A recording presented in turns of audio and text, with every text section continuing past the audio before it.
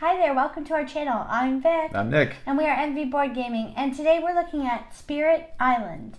This is a cooperative game designed by Eric Roos and published by Greater Than Games. It is for 1 to 4 players for the base game, and Nick is going to go through how you play, and we're going to give our reviews. All right, welcome to the table. Set up for a 2-player game of Spirit Island, a cooperative game. First thing we're going to do as players, we're going to go ahead and select who we want. What spirit do we want to play as? So we've done that as our 2-player game. And just to give you a little rundown, you're going to flip this over and you have a setup. So I just took this example one of a low complexity person. If you're going to first play, you probably want to pick a low complexity because this is a complex game.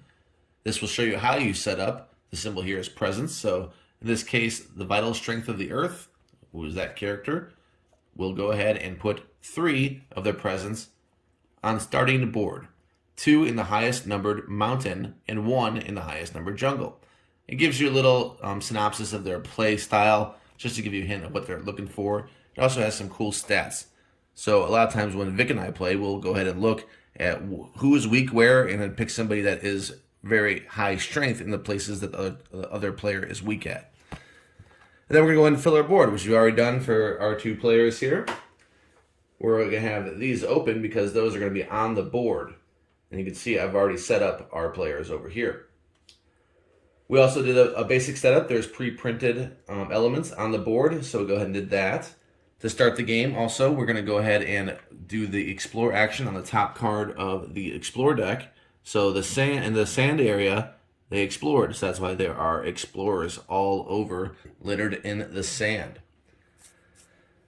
So I'm not gonna. This is just gonna be a rundown. I'm not gonna go ahead and explain every single rule. What I want to do is give you a feel of how this game plays, and how you win, how you lose. So how you win is going to be determined by this victory condition that's revealed right here. Right now, it's very difficult to win because it essentially says you need the board empty. You can only have Dahan, which are the wood pieces. We'll get into that, but you can only have those. You cannot have any explorers, any towns, or any cities. So that's impossible right now because the game starts with all of this stuff. As the game progresses, though, the victory condition does get easier, but the invaders will get more and more powerful as well. They'll put an onslaught on you. They'll keep cascading onto the table. So you are just trying to survive and have easier victory conditions that you can accomplish. Just hang in there. So, to run down, what I'm going to be doing in this little overview is running down everything you see here in the phase order and explaining all of that, and then that will be what I'm going to try to teach with. So here we go. The spirit phase, and we're going to look at growth. We are the spirits in this game. So we do a growth phase right here, and it's right on the top of our board. So my character, for instance, I always put presence in a jungle or a wetland and I add it within 2 distance of a previous presence. So I can go ahead and do that, and I can pick from where I take. This would give me more energy, and this would give me more cards to play. In this case, it is the same, but as you can see, I do get rewarded the more I play. So let's just say I will go ahead and do that, and I'll put down one of my markers in that specification. So let's just say I do a wetland. No, I'm going to do a wetland right here because I'm within 2 of it. 1, 2. So I can put one of my presents in this wetland, which has a city already per that marking. Then I have a choice to pick one. I can pick one of these because I always do this, and then I pick one of these. Well, I'm not going to do reclaim my cards because I have not spent any cards. I could add a presence and play 1 extra card. Instead of just playing 1 card, I could play 2 cards because of this. Or I could gain a power card and gain 3 energy. I'm only going to have 1 energy, so I believe this is what I'm going to pick. So I will gain 3 energy. I'm also going to get 1 soon, but give me a moment here, because right now we're just doing growth. So we're just focusing on this top. I'm going to get 3 energy and a power card. The way that works is, up here, there are minor powers and major powers up here. I draw 4 minor powers to start the game. I'm not going to go major because those are expensive. I can draw 4, and then I pick the one that I would like to keep. And I'll go over a little bit about those cards soon.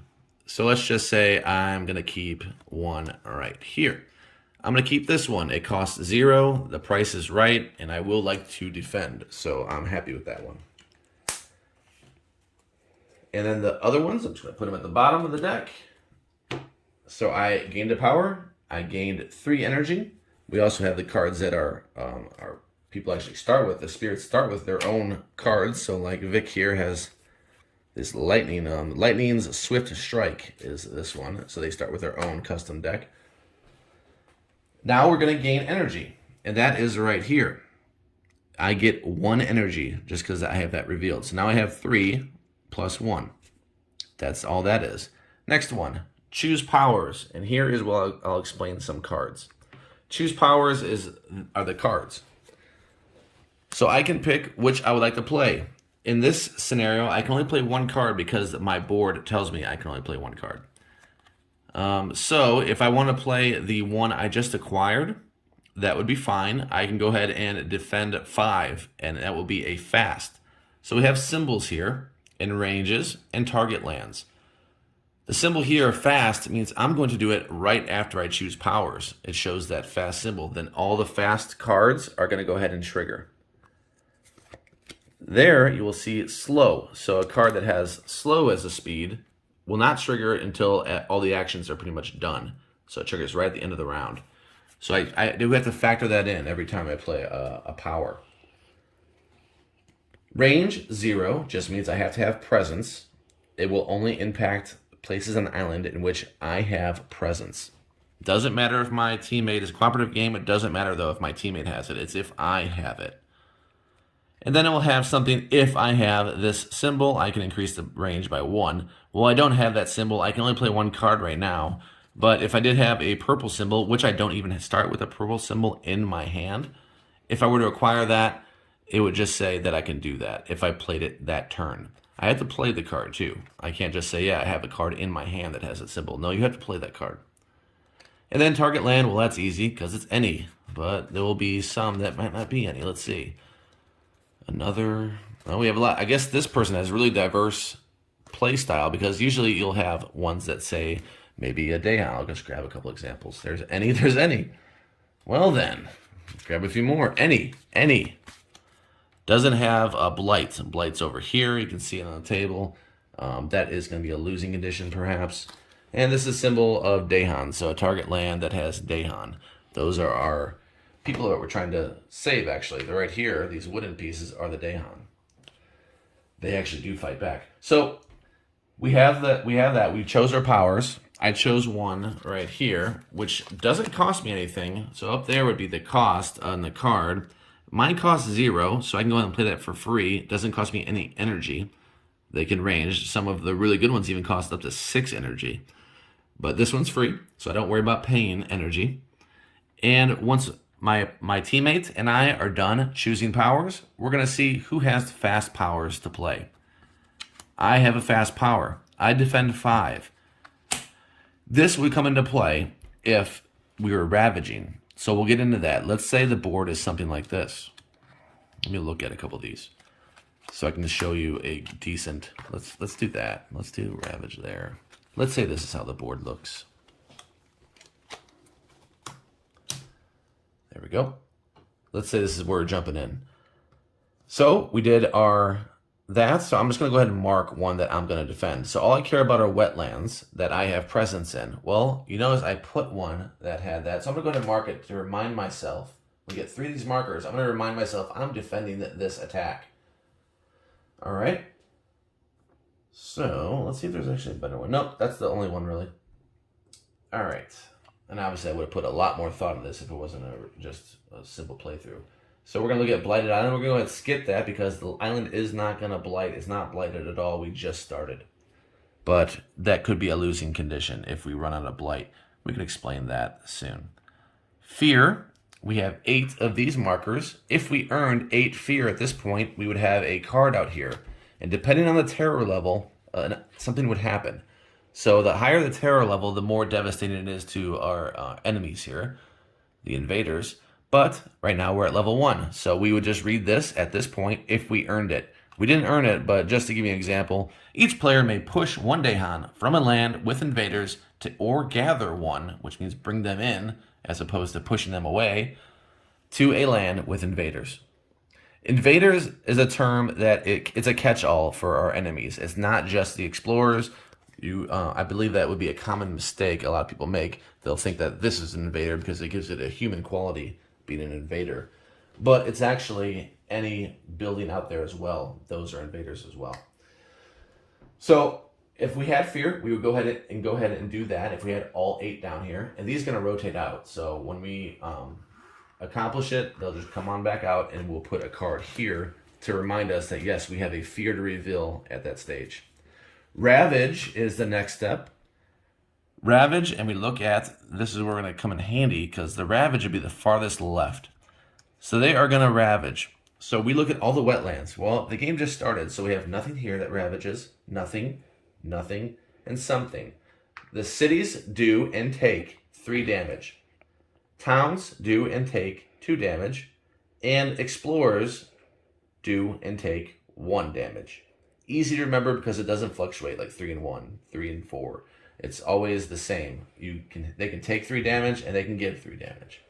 Dahans always give and take 2 damage. So in a normal scenario where I did not play this defend 5, then this city would actually kill this Dahan because it does 3 damage and Dahan only take 2 damage. And they resolve first. So they would kill this and they would have 1 damage left. Well, they could attack the land, but that doesn't matter because land actually takes 2 to blight.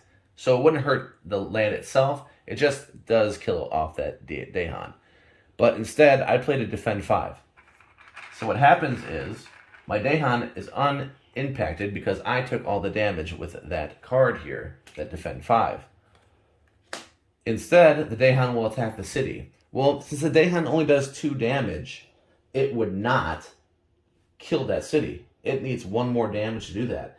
And in the game, there are ways I could go ahead and maybe kill it. There might be abilities on my board even, that if I had the symbols, as I've shown you on a card, once I'm playing more cards, I can actually accomplish these and do damage. So in this situation, since I played the defend 5, actually nothing happens because it attacks that I defended 5. My Dahan isn't strong enough itself to go ahead and kill off this city. So my opponent or my teammate and I would probably plan to move a Dahan to that wetland with a card or an ability, because remember, I have a teammate that can help me.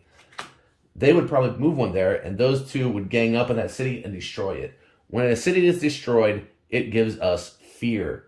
Same thing with a town. You get 2 fear if you destroy a city, and 1 fear if you destroy a town. So you'll be moving along these fear. But that's Ravage. You look at what is here and go ahead and do that. Build, you're going to be building cities and towns. Just briefly, it says stand, so right here you'd build a town, because you build towns first, these little buildings right there. So that would go there. This one already has a city, so you know it's going to get a town. And let's say if it were a town like right now, and it did it again, it would be a city. You just go, it's always town first, then city. And here would be another town. That would be building. But Explorer right here is where you put the people in.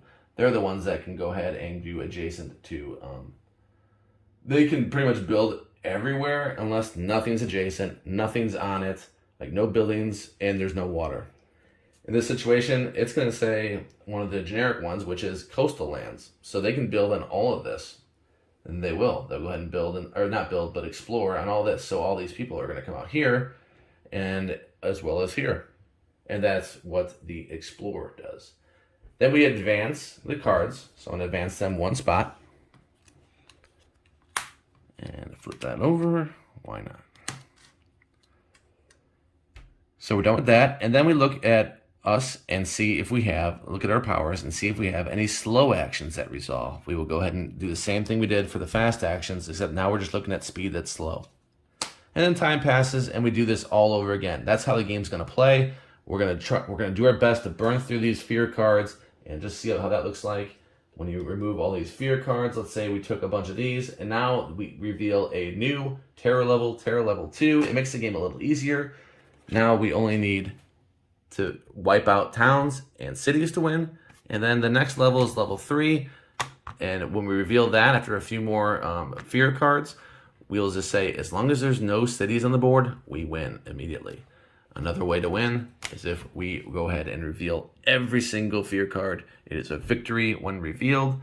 That won't be as common because you'll try to get those cities out of here. How you lose, if either one of you or any of your teammates lose all their presence on the board, you lose. If you're on a blight, you're probably going to lose. You're going to flip the card and see what happens. That's how you're going to lose the game, is just dying off and blighting your island. It'll blight every time these invaders do 2 or more damage to any land. And if let's say, for instance, if this one did 2 or more damage, it's going to cascade to an adjacent one. So you can keep racking up this blight that will help you lose the game. But there you go. That's a general overview of how you play Spirit Island. All right, and we are back for our reviews of Spirit Island. So this game is a cooperative game. So right off the bat, I do like it for those reasons, because I feel like Nick and I play a lot of competitive games, and often, he does win, I feel, more often than I do. And so the chance to actually get to work on something with him is a lot of fun, and I like the cooperative aspect of the game. I love the art. I think it's all very interesting. There are a lot of different cards with different abilities, and your player board has a nice look, nice finish to it.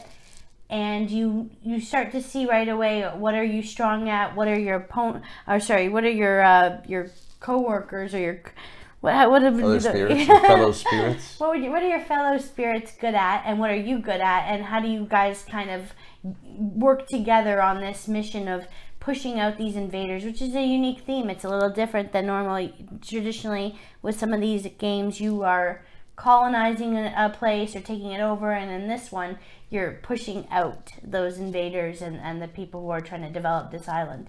So I really like it. I like the little pieces, the little Dahan, those little components are really cute. They have obviously figurines of the cities and the towns and the little invaders. I can't complain about the quality of the components. What do you think? What are your first impressions of this game when you take it out, or your first thoughts about it? I think the Dahan, they're nice little wooden things. I mean, there's no structure to them at all. It's just kind of a mushroom-looking thing. Yeah. And it's good. It's good as wood, at least. It stands out. The artwork on the board, the actual play board, I don't care for. It looks drab. I don't like the way it looks too much. The artwork on the other board, where you have the invaders and all that, I think that one's actually pretty decent. I don't mind the graphic design and different things. You can see this waterfall, and it actually looks kind of colorful in the spots where it says, hey, you put your fear tokens here, or your fear cards here, and these placards are nice. I think the artwork overall is good. It's just a little weird that the main board doesn't appeal to me as much. It just kind of looks scattered. I don't know. It looks like quilted patterns. Yeah, as opposed to an island look. Yeah, it doesn't have that kind of appeal. Yeah, I don't really care for that myself, but other than that, the graphic design and the art is good everywhere else but the board, in my opinion. Yeah, I do like on the board where it's very clearly printed, where you put everything, so you don't have to do that setup where you read through every single thing. Okay, now put this here and make sure you have 5 of these here. Or, no, you can see what's printed there, and on the back of your own player board, because there's so many different abilities and different spirits, you can see how you start or how your setup is. It's nicely laid out that way. Yeah. And even the phases of the game, I do like that it has it all written out for you to plainly see what are you doing next, because there's a bit to it. And Nick usually takes charge of that, where he's doing the ravaging the building for us and kind of refreshing our board, guiding the play and saying, okay, now we're going to do this phase, and sort of helping with that. For a long while when we were playing, I wasn't really sure, so I was deferring to him to kind of go through those motions for us. But we have only played this game at 2 players. Correct. We have never had a chance to play it with more than 2, and we have never played it solo. Would you want to play it more than 2? No, I like the relationship that we have. It took a long while for Nick and I to be playing this game and me not go to him and say, what should I do with these? And you are talking in the game, you're cooperating, so you're working together to see which areas are you defending. You're putting down your tokens. But I fell victim very often when we were first playing this game of asking him to kind of plan my turns. in addition to his, and that's something I caught myself doing. I don't know if you feel that way, but I felt I was doing that to you. And I feel like if you add more players, there's going to be more of that, because of course you have to have discussions, and they will second guess what they're doing. And I mean, for me, it's enough at 2 players that I don't need to add that extra level. What do you think? Yep, that's a no-go for me. 2 is the max. I could play it solo or 2. Otherwise, it's not a normal collaboration. It's actually quite a lot of depth to see what you're going to do. I'm saying this might be the heaviest game I own. It's definitely the heaviest co-op game I own. I haven't played On Mars. Yeah. But it's just a lot when you're planning. It's like a lot to communicate and a lot to keep in mind, like what you're doing, and then you want to keep in mind 2 other people. Because it gets a little scattered. It's like, what was I doing there? What I were you doing forget. there? I know. I have to put those tokens down. I only even have then. 3 of them, and sometimes I slide the card underneath because it's not immediately obvious. And maybe if there was a numbering system or something to remember, because I forget every time. Not every time, but I go, oh, I think I was supposed to destroy that town, and then you go, hey, we forgot about this one. Yeah, and then sometimes fear adds it on, like, oh, and now that it defends, because this coastal city, it defends too, because this fear came out and gave us that ability. So it does throw a lot at you to remember. So that's one thing. Keep in mind that you're not going to introduce this to a new or even moderately new gamer. Yeah, I feel that way as well. So would you consider that to be negative, the complexity of it, or do you enjoy that? What are your thoughts? I would consider that neutral to leaning negative, because it does get in the way of the game sometimes. Yeah, I do feel that way too, where sometimes I feel stuck, or I feel like I am not doing enough, or I am not effective enough at times, or that I go to you and ask you, what should I do?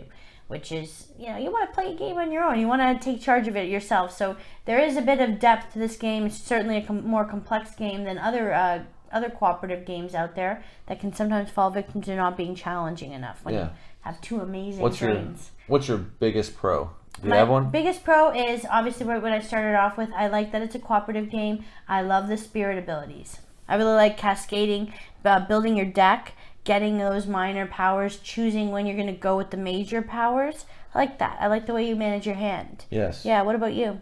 Very gratifying decisions.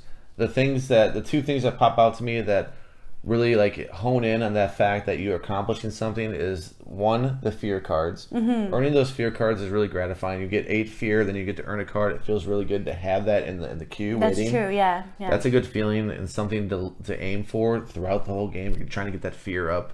And the other thing is when you have a big cluster, something that's going to really mess up your game, and you're able to push back and defend that together.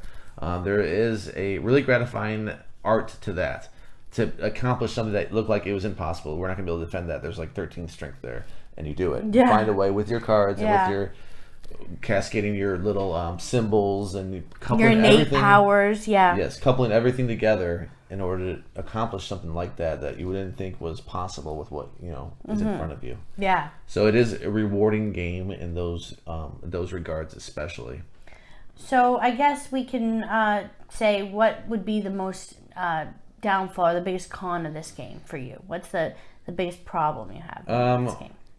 The depth is there, like I just mentioned. I'll add on that it does take a little bit of time to play this, because you're going to backtrack a little bit. You're going to think, you're like, oh, I can't do that because of this, or if I do this, it's even better because of this. And you're kind of like toggling different ideas back and forth. What's the most optimal way to attack this particular round? And it can drag the game out some. So that's a negative, because in the very nature, the very depth of this game is going to lead you to some analysis paralysis, some question yourself. Is there a better way to do this? Is this the optimal move? Can we do more? Is this going to blight and we have no choice? Or can we arrange different cards? There's a lot of things. You can take this game really slow and really thoughtful, and a lot of people, I'm sure, do. And even deciding on the cards that you pull. When you grab a minor power or you grab a major, you're drafting from 4, so you need to make a choice. The other 3 are going to end up at the bottom. Sometimes you find one and you go, oh, that Nick would love this one, or this would be good for him, but I'm sending it down now to the bottom. So yeah, I can understand that being a con. I don't have much in terms of negative to say about this game, really. Even the complexity and going to Nick, that doesn't trouble me too much, because I enjoy the challenge of it. I guess for me, my biggest thing of what put me off playing it for a while was being unsure about what was going on in the game. When you were building Ravaging, I didn't fully understand those phases, and that's a me problem more than it's the game's problem. So I just felt like there was a lot to it, and anytime we wanted to get into do it or you wanted to play it, I thought this is going to take a long time. So it's a big commitment. So that's the drawback for me. But overall, my score for this game is very high. I gave it an 8.3. I enjoy it overall. I love playing with Nick. We can be very successful sometimes, and we've had some failures playing the game, but we generally play this game really well together. We generally win. I'm going to add a little thing here. Right now we're on a scenario, so you can play different scenarios. You can have different invading countries. So right now we're on the Kingdom of Brandenburg and Prussia. So we're on level 5 as the next one, I believe. So we're going through this, trying to beat this, and then there's other ones out there too. There's Sweden, I think, and another one, maybe England, and they have different things happen. There's different Order of Fear cards, maybe, or there's just different things that happen that really hone in on different areas of your board.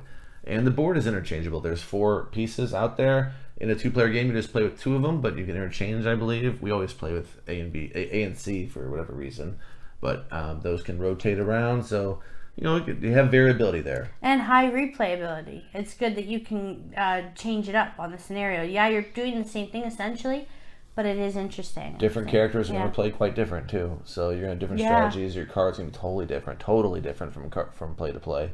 Not just your base cards, but what you draft as well, but especially your base cards. Yeah, I haven't really encountered and we don't play this every single day, every night, but I don't really recall having a spirit that I didn't enjoy playing. They all seem to have their own, ups and downs to them, positives and negatives. Before I give my score, would you want to get the expansion Jagged Earth, which gives you more characters, or is this enough? Well, I always find it really hard to pick characters as it is. But it certainly would be interesting to deploy some different strategies at times. So I'm open to more games. Yeah, I think it has 2 expansions. The other one was something in Claw. I can't remember what it was. Jagged Earth and something in Claw, whatever. Let us know if you know. Oh, yeah, they know. They know. All right, my score for Spirit Island is a solid 8.6. Wow. So it is brought up by a lot of gratifying choices. So the complexity, yes, might be a negative in some regards to this game and slowing it down. But the gratifying nature of the game, it feels like every single decision you make has some kind of gratification. It can be very positive, it can be neutral, but there's something about it. At some point, it does say, yes, I prevented that from happening. You feel that reward. Yeah, and even doing an action or playing a card that helps your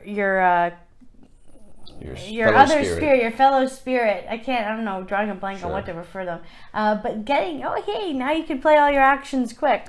Bam! Thank you. That's so awesome. Yeah. And that really bails out situations, so you feel like a little hero. Last game we both had things that helped each other. I had her get free power cards. She had me play slow things fast. Yeah. In certain turns. So we had those things that kind of chained off and helped each other as well, not just directly us and vicariously the other person. Yeah. So overall, it makes for a great gaming experience. We have a lot of fun with it. If you're a serious gamer, you should add it to your collection. Mix it up. Try some co-op as opposed to the competitive stuff. I know that that's kind of controversial. Some people don't enjoy the co-op, but we certainly do like this game.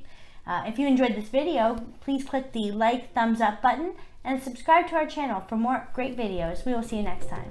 Bye.